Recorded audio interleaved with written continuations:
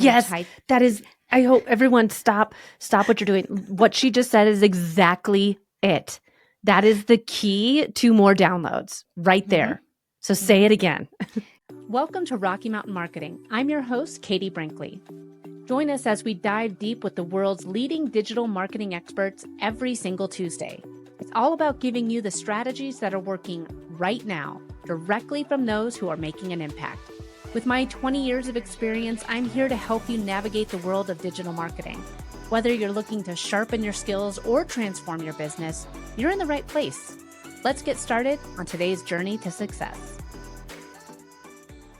Welcome back to this week's episode of Rocky Mountain Marketing. Today's guest is somebody that I've had the pleasure of hanging out, and honestly, we met IRL at different podcasting events.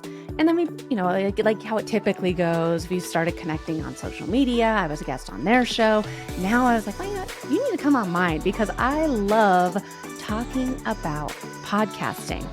Yes, for yours truly, I come from radio, but podcasting was always something that I wanted to do. I just didn't think that I had the right gear, that it was going to be expensive, that I would have to learn how to use all these new programs and softwares. And so it was just something that was on the it'd be nice to do list. Well, then I was given the gift of time during COVID and I started my show, and now I think everybody that is a business owner should have a podcast. And this is something that today's guest and I both firmly believe in. Today's guest is none other than Virginia Elder. Like I said, she and I had the opportunity to meet at a couple of different podcasting conferences, and we really hit it off. She is just a joy to be around. And she's also the host of the Reaching Abundance podcast. She is the owner of Podcast Abundance. And I mean, we're just talking about abundance here today, folks. And obviously, podcasting is the key to abundance. Virginia, thank you so much for joining me on today's episode of Rocky Mountain Marketing. Yeah, thank you for having me. I appreciate it. I love it. I love it. Well, and you and I met, but did we meet at Podcast Movement? Well, I love that you're as passionate about podcasting as I am. And I guess so I come from radio, so we all know why I love podcasting. But what was it for you that really drew you into the world of podcasting? Yeah, actually, so I primarily produce financial podcasts. And the reason is because gosh, 10, 12 years ago, we were starting our family. So we had 2 kids under 2. Plus, I was supporting my mom through her divorce. And there were just lots of financial things happening in my life. And it actually kind of put us in a bad position. Partially my fault, of course. I wasn't really tracking all the numbers, but I turned to financial podcasts. And when I say these people changed my life, I am not even kidding. I would drive to work listening to them. I was in audit at the time, so I would sit there plugged in all day, doing my spreadsheets and doing my thing and learning and taking notes on the side of, I need to go home and do this. And not just getting out of debt, but getting organized, learning about estate planning, learning about investing, and hearing these voices and feeling like these people, they do care. I felt like they cared about me, and I felt like I knew them, and that connection of imagined friendship, I guess, with your favorite podcast host, it just really spoke to me. And from there, I love that you said that. I love that you said that. I'm going to stop you because you said imagined friendship, but really there's nothing that can connect you with somebody faster than audio. Really. Yeah. I mean, you can tell when I'm getting excited or when, I just interrupted you, whatever. You could tell how excited some people get, or if they're just reading a script, blah, blah, blah, blah. There's a magic that happens when you hear someone speak. And I don't think it's imagined friendship. With podcasting, it really allows you into, someone's car with them. Just the two of you, and you're explaining something that you have extensive knowledge on, and somebody is absorbing it. It's listening. It builds connection faster than any other medium. So I 100% agree with that. And I love that you talked about, you specialize in the financial industry podcasting. You just went to FinCon. One of my clients, he has a real estate investment podcast, and man, it is so cool listening to his show. I learn so much. And podcasting has a way of doing that. It can elevate you to that thought leadership role and really build, I don't want to even say imagined friendships. It really does form a connection that no other medium can. Yeah, absolutely. And just feeling that and knowing how much it changed my life. I mean, I was literally like binging these shows like a crazy person because I needed help. And they Mm-hmm. were there to help me. And it was free help, by the way. And of Yeah. course, eventually I bought their things. And like, I'm that person that, like, if I hear an author on a show, I cannot resist buying their book. So I actually had to stop listening to podcasts for a while because I was like buying too much stuff. But there's that just connection that forms, and knowing like my experience in that as a consumer. And then there's a little bit of a journey there, but being able to transition to where now I help amplify those financial voices that helped me so much. It's been an amazing journey. And you can tell like I'm still so dang excited about it. So yeah. Well, and I love that that this is something that you're passionate about, just like I am. I mean, podcasting, I think that so for our listeners that maybe they're like, oh God, this is going to be a podcasting episode. I want to keep There'll listening be more. because Hang podcasting is such a great marketing tool. It can allow you to get new clients. I mean, so you specialize, like I said before, in the financial space. on. And I think a lot of people are like, oh, well, there's already a podcast out there, or everyone's already said what I have to say. Like, how am I going to actually get clients from this? Or how could I use podcasting? It seems overwhelming. So for anyone that's listening and says, oh, well, there's already a podcast out there talking about what I have to say, what would you say to them? There are podcasts about everything, but your voice is unique, your style is unique, your personality is unique, and people are going to gravitate to who they want to gravitate to, right? Like you and I were talking about this before we hit record. Yes, we both produce podcasts, but your people are your people, my people are my people. Someone different is going to just naturally be drawn to a different style, personality, authority level, all the different things. And so I will say there is still room, there is still space. I don't have current numbers, but there is something like 20 million websites out there. There are only like 2 to 4 million podcasts out there. So when you're going to think about competition or anything like that, think about it. When you started your business, you had no questions that you needed a website for your business. But yet you're going to sit here and question this other space where you have an amazing opportunity for minimal competition. So it's like there's still space. And, we can go into YouTube a little bit too. The podcast video space lines have been blurred, and there's a lot of opportunity there.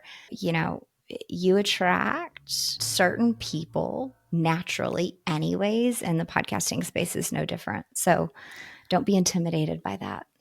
1,000,000% agree. And I mean, if you're struggling with content, creating content, you need to have more content out there. I'm going to stand on my soapbox about showing up less on social media, but if you have a podcast, you can create so much content from social media posts to YouTube videos to blog posts to newsletters to show notes.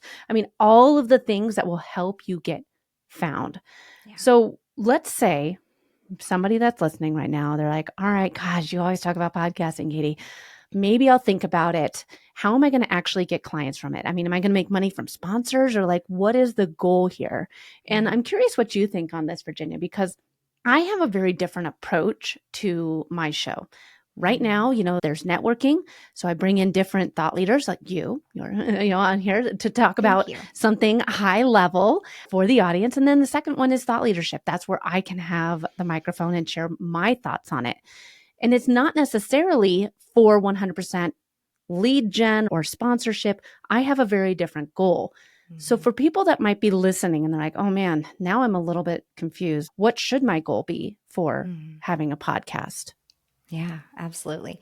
So most of my clients, unless they come to me with a very specific vision about how they're going to monetize or what they want to do with that, we do talk about, okay, What's your business? What's your lead magnet? Do you have this email sequence? Like we talk about all the things business so that I fully understand what the picture is. And then we talk about, where do you want people to go? What do you want them to do? Like, what is the number one page on your website that everybody has to visit? And that is your call to action in your podcast episode. I do think every episode should have a call to action. Now, some people get a little bit queasy, like, I don't want to be salesy. I don't, be schemy or anything like that on my podcast, right? And I don't want you to either. That's where the call to action piece can be massaged and scripted out or whatever in a way that isn't salesy or schemy or anything like that. Like what you're doing for your business very likely, very genuinely helps people. Same for Katie, same for me. What we do fills a gap for people's needs, for barriers that they feel. And same thing for your business, as a listener tuning in. So when we're positioning something as a help, that is how you form your call to action. And that is how you're generating leads for your business. And that's how your podcast can easily get monetized. Yes, there's sponsors. Yes, there's lots of different ways. But I'm all about the podcast supporting your business as a marketing arm. Yes. Speaking my language here. I know that you have, I know this is why we're friends. This is why we're friends. So I know that you have an entire formula around having a podcast and the whole client acquisition framework. Do you mind just walking everyone through that? Because I think it's really important for people to have all these in mind before launching their show, or if they've already launched their show and they've kind of just been doing an episode here or an episode there and kind of saying like, oh, well, I did a podcast because I listened to Rocky Mountain Marketing and all you do is talk about how great podcasting is, but I don't really know what I'm doing here, Katie. Let's go through your framework here. Yeah, absolutely. Well, thank you. And I will say, it's just like social media or just like anything else. It's so easy to get your head down and do the thing. And then you kind of look up and you're like, I feel kind of lost in here. Like, am I doing it right? Like what?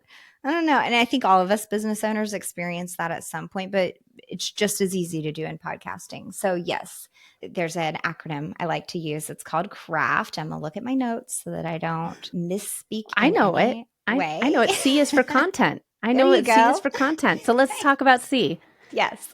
Okay. So yeah, content. Your messaging is absolutely key. That is what is going to attract someone. That the language that you use about the benefits of your product, your service, whatever you're offering is going to attract or repel. And that repel piece is super important. You do, believe it or not, want to repel some people. They are not your ideal client. They will be a pain in the butt to work with. They'll be difficult. They won't want to pay, like just, the issues, right? So we do want to repel those people. You want your messaging around your brand to be clear. You want it to be aligned with your values. There's a lot that can go into that content piece. And that's all the not fun pre-work, thought work that you need to do before you ever record an episode. And if you're already in it, like Katie said, and you're feeling kind of lost, that's okay. Take some time, sit down, do some planning, get back to your values, get back to what used to excite you about doing the work that you do, and start to figure out, all right, how can I infuse that into my episodes? So that content piece is super important. Next up, yes. So it spells out craft, which I love this. And next up, so C is for content. R is for repurpose. Man, repurposing, that is the secret sauce to not burning out. Really, it is. It is. You have to be repurposing. It's all about working smarter, not harder, right? So talk about repurposing with us. Yeah. So I take everything from, let's tackle the easiest, like low-hanging fruit, and then sprinkle it everywhere else. So I'm not going to say the easiest thing to do, but the best way to get the most stuff that you can repurpose wherever you need it to go is to go ahead and record video with your podcast. You've got your audio, you've got your video. So you can take these audio and visual elements and repurpose them for your social media, into a newsletter, into the blog post. You can take what you said, that maybe it was just an amazing thought that came to mind, transcribe that, and that becomes the basis for a blog post or your show notes for the episode, so that you're not going, man, what did I say? How do I summarize that? Oh, I'm going to miss some key points. And it takes all this extra thought work out of it. I'm very into decide once and think once. Make your one decision, do that thought work one time, and then, let it flow to all the places from there. So that just takes all of that extra work out of it, kind of aligned with your 4-post strategy. It's like, think once, Yes. work backwards or whatever you need to do, and allow it to be on all the platforms. Let it work for you. And so you don't have to continue to hustle. Virginia, you said something about show notes, and I want to make sure that we talk about that real quick, because in a world of AI, trust me, you can just drop your episode into the transcript into ChatGPT and it'll generate quote unquote show notes. Can we just take a quick sidebar about how important show notes are for anyone, not just for Discover, but all the things. So just talk to us really quick about show notes before we get to the AFT. Let's take a quick break. I have to tell you about something that I'm super excited about. If you've been podcasting for a while and you want to start actually making money from your show, you are going to love this. I have an upcoming masterclass where I'm going to teach you exactly how to land top paying sponsors, even if you have a small but loyal audience. It is time to stop waiting for sponsors to knock on your door and start reaching out to the ones that really want your audience. Ready to make it happen? Head to katiebrinkley.live/RMM or head to the link in the show notes. Grab your spot today. All right, let's get back to the show. Yeah.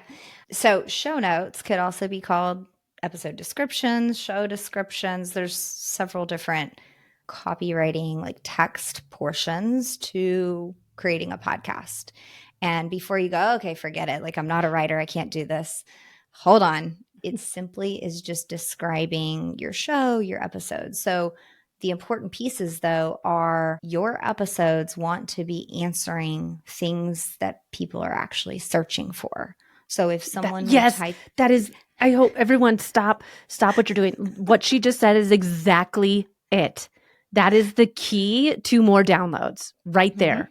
So say it again.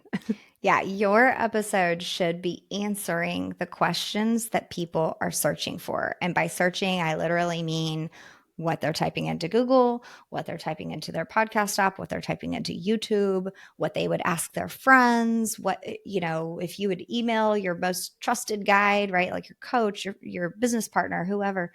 Those questions need to be answered in your podcast episodes. And so that goes into that SEO piece, that goes into the show notes piece. Your title of your episode should be obviously answering what that person's searching for. Like, put those key phrases in those titles. Put those key phrases in that first, couple of sentences, paragraph of your description of your episode. So when you write show notes, when you describe an episode, there's like 4,000 characters you can use. I'm not going to say you need to write all 4,000 characters. That's a lot. It's like a full blog post over here. But what I don't want you to do is write one sentence, write 2 sentences. Like most podcasts, if you actually click and you see something, you're like, oh, this is interesting, and you actually want to check it out, you need to actually be able to read what the episode might be about to see if that's really what you're searching for. That's the way users are treating these platforms now. So I read something one time, is like most podcasts only use about 200 characters to describe their episode. So like in their show notes. So you have 200 that you're using. And most of it's just 4, like redirects. Yeah. Sorry. Yeah, that's perfect. Most of it is, it's like affiliate link this and buy me a coffee and all of this stuff. And that's great. But can you tell me what your episode was about so that I know if I actually want to commit my time and listen to you? Like you said, there's how many podcasts out there? Why should Yeah. someone decide to listen to yours? Why should they give you their time? Exactly. And the one last thing I would say on that is that I'm going to call it available real estate. Those 4,000 characters is yours for the taking. You don't pay less or more or anything like that. It's available to you. So use it wisely. Mm. That's what I would say on show notes. And I know that you have an entire template for this. Where can people get that template if they want to have better show notes? And then we'll get back to the AFT. Thank you. It's at podcastabundance.com/show notes. Oh, Super easy simple. enough. All right. And guess where you can find that link? In the show notes. In the show notes. All right. So let's get back to the AFT of your framework. So we already talked about content. We already talked about repurposing. What does A stand for? The A is for ask or action. So same right there. But that's what we talked about a little bit earlier, actually. It just, comes up organically, is that call to action in your episode. You need to ask for what you want people to do. Just like Katie helped me out just then. Hey, ask for people to go download your show note, your template. So yeah, if you feel like, okay, I need to write better show notes, that formats it out for you so it's not intimidating anymore. But you need to ask within your episode, whether it's one of your free downloads or if it's a service. And again, there's worksheets and things out there to help you come up with what your ask would be so that you can say it without feeling weird about it. Totally. Yeah. If you're not asking, people won't take action unless you tell them, hey, by the way, I have a great new book, blah, blah, blah, blah, blah. Well, The Social Shift, you should check it out. It's available on Amazon. But I mean, if you don't tell people or don't ask for it, they're not going to sign up for any of your things. So you have to ask. All right, let's move on to F, which is feature. F is feature. So this brings in the collaborative, like networking piece of podcasting. If you are doing solo shows all the time, it's only you on the mic, that's valuable because it puts you as the authority and the expert in that space. But what I've seen with shows that only do solo episodes, they actually grow a little bit slower because you're missing that collaborative, like inner podcast space networking of having guests on, whether you are, just like this, whether you are guesting on other people's shows or whether you're having guests on your show, there are no rules. You can do it whichever way you want to, but it's important that you incorporate some sort of like networking, right? I'm doing the air quotes there, within the podcast realm. So whether you choose to have on service providers that are offering parallel, I'm going to call them like parallel services to yours. Like maybe I'm a CPA, but I have on a bookkeeper because I don't offer bookkeeping services, but I like what this person does. And maybe I have an estate planning attorney on, and maybe I, of course I'm going into like the financial world because that's where I know, but you could have these aligned service providers on and, educate your audience and offer value there, even though it's not your service, but then now you're the connector. So they will come back to think like, oh, my CPA connected me with this bookkeeper and this estate planner and this financial advisor and whoever else. And you're providing more solutions than what you're actually physically able to provide them. So you're serving your audience better. I love that. And then also it's great for getting, like you said, like more referrals, more networking, but more downloads because, well, you will share this episode out with your audience. And so now your new audience is coming into my audience and we're having that shared audience. I think that if having people on your show and you're like, I don't know how to find people, there's great tools out there. I talk about Podmatch all the time. It's like match.com, but for podcasters, if you're interested, I do have an affiliate link, but podmatch.com is great to find people to come on your show. And, a lot of it too is I ask my guests after coming on my show, like, hey, who do you think would be a good person to come on Rocky Mountain Marketing or social media? I've been scouring LinkedIn and seeing what people are posting and talking about on LinkedIn. people that I like their content, I've just been reaching out. So featuring other experts is a great way to find other guests for your show. I mean, I'm at almost 400-ish episodes now, and I never in a million years thought that I'd find enough people to talk about digital marketing with, but still going strong. So you'll find them, I promise you. All right, now as we kind of start to wrap up today's episode, let's finish on a high note. Let's talk about tea and it's at the end. Tea is at the end, but honestly, it's the most important in my opinion. It is. T is for track. So there are metrics that we're all drawn to that we see all the time. I mean, everybody knows how many social media followers they have for the most part. And it's really, really easy to get wrapped up in, well, how many people listen to my podcast? And let's just be very clear here. The podcast metrics are not the best. They're not the clearest. You're not actually able to see how many subscribers you have in most platforms. But there are other metrics that you can track. So things that I want you to think about are how many speaking opportunities you got invited to because someone heard you on your podcast and they know you can speak and they know you're comfortable in front of an audience. Or how many opportunities you had to repurpose content that you recorded with your podcast, and how much money and time that saved because you recorded once and then were able to filter it everywhere.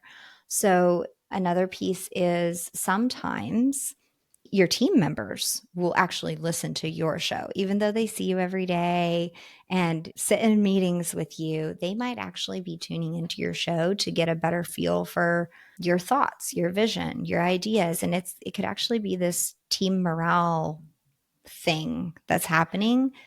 And that's just a metric there that is often unmeasured and that the business owner is often unaware of. So there's these non-traditional ROI metrics that I talk about that are beyond followers, listeners, downloads, all of this, that very quickly can be benefits of having a podcast. And if you're not tracking some of those non-traditional metrics, I think you're missing out.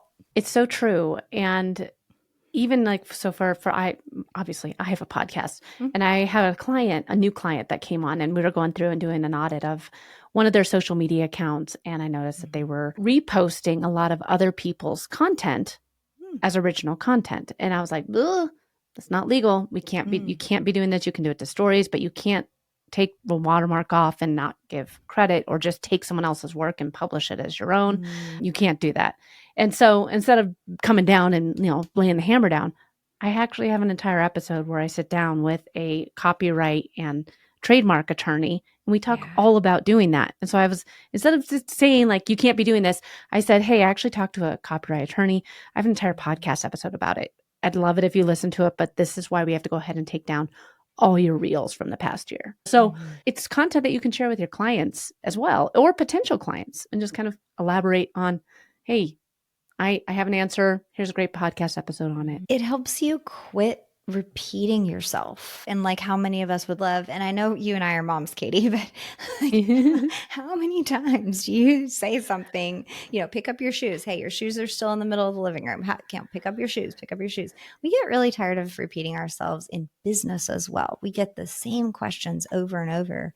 And if you can, and a lot of times I'll share, this is how we often design someone's launch strategy. Like, what are the questions that you get asked all the time that you could put in a podcast episode in your first 10 episodes here? Let's get all those questions answered so you can start sharing them with your clients or potential clients when they come to you and have all these questions. It just helps streamline and create efficiencies in your business that you kind of didn't know you needed.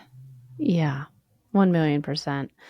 Well, Virginia, this has been such a great episode. I love talking podcasting. I think that, again, you don't need to, I think a lot of people get overwhelmed, like, oh, I need to have an hour-long show, or I have to have guests every week, or I have to do this. And really, those are just excuses. They're just excuses. It's your show. You can make it as long or as short, and have guests or not have guests, whatever. But having a strategy when you go into launching a show is extremely important. And with your craft strategy, I think that people will be set up for success. You do have the great show notes template Again, if people want to go back and fix all their show notes, hey, give your old episodes some new life. Download this template. And Virginia, I can hear that you have a little one in the background that's starting to want mom. So where can they get that show notes template again? And where can they connect with you, learn more about you, and listen to your show? Tell us all the things. Yeah, absolutely. Thank you. The template is at podcastabundance.com/show notes. And you can find me anywhere on podcastabundance.com or on social media at podcastabundance. And I've been really active on LinkedIn lately. So that's just you're killing my name. Oh, thank you. That's just my name, Virginia Elder, over there on LinkedIn. So thank you. Awesome. Well, thanks so much for joining us on Rocky Mountain Marketing today. Great conversation. If people are still not ready to take the leap into podcasting, I hope this was the nudge to give you to start your own show. Connect with Virginia, follow her on LinkedIn. Like I said, she's killing it over there. Great tips and advice. Download that show notes template because show notes are honestly the secret sauce, y'all. So get that show notes template. And Virginia, I can't thank you enough for joining us on Rocky Mountain Marketing today. Thank you. It was lovely. Thanks so much for listening to this week's episode of Rocky Mountain Marketing. I hope you're leaving with valuable insights and the inspiration to lead your market. If you've enjoyed our time together and found today's podcast episode useful, I have a small favor to ask of you. Please hit that subscribe button to stay updated with the latest episodes. And if you know someone who could benefit from these episodes, maybe a fellow business leader or an aspiring entrepreneur, go ahead and share this episode with them. Let's spread the knowledge and grow together. Also, I'd love to hear from you and continue the conversation beyond the podcast. Visit me at katiebrinkley.com to connect, to find more resources, or just to share your journey. And be sure to pick up your copy of my new book, The Social Shift, at katiebrinkley.com/book. Thanks again for tuning in. I'm Katie Brinkley, and I can't wait to dive into more strategies and stories with you on the next episode of Rocky Mountain Marketing. Let's keep on taking your marketing to new heights.